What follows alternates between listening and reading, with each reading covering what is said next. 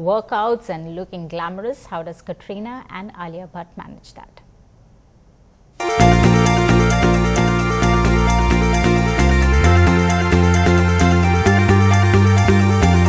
think that you already carry yourself spectacularly, as we all know, but what did you learn from this?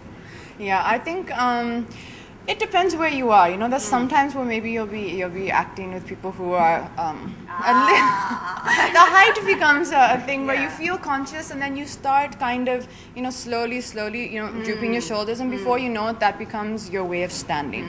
So I think it is very important. But I think for me, the best thing about this book, Sculpt and Shape, is really, I think it's going to be a really eye-opener for a lot of people about different ways there are to train. When we trained together for Dhoom 3, there was a particular look that I wanted, and for that, you know, we had to do a lot of different types of training.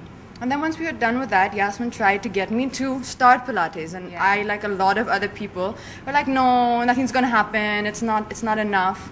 Once I've slowly started to do Pilates, I've been able to understand the benefits of it, not just for the way you look, but for the way you feel, for your whole body. And you said that you had concerns about looking like a boy, you know? And I think a lot of women have that sort of fear that when they work out too much, they're going to look a little too boyish. Was that something that went through your head as well? And no, actually what happens is when I lose too much weight, now I'm not going to spell it out, but for obvious reasons, one becomes a bit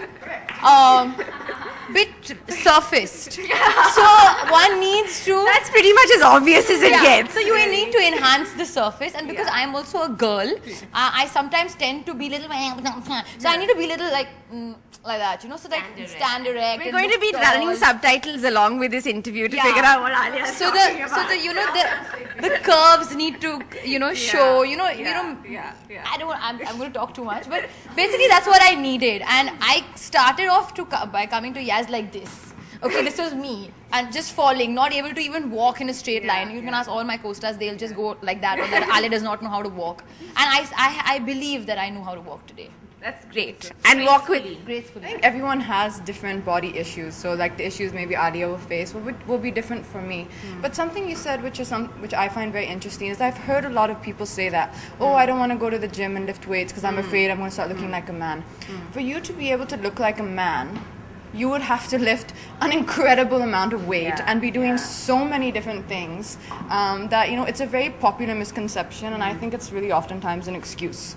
You know, I don't think many people are going to be able to achieve that kind of muscle tone very easily that they'll start looking like a man. So tell us a little bit about what people need to do after Pilates, really. Absolutely. You need to take what you learn in the Pilates studio and you need to learn how to stand upright. We talk about that in the book. How to walk properly, how to make sure you plant your foot and let it go through the range of motion. How to sleep. And then, like Yasmin said, how to eat. I can do that. How to sleep properly. The sleeping, the eating, the standing, the sitting, You the might walking. think you know how to do that. Read our chapter and you'll know that you actually don't. There's lots to learn. There's lots to learn. There's lots to learn. That's the story of my life. Well, thank you so much, ladies, for joining us. You all look lovely today. I just like to say that. Thank you. Thank you.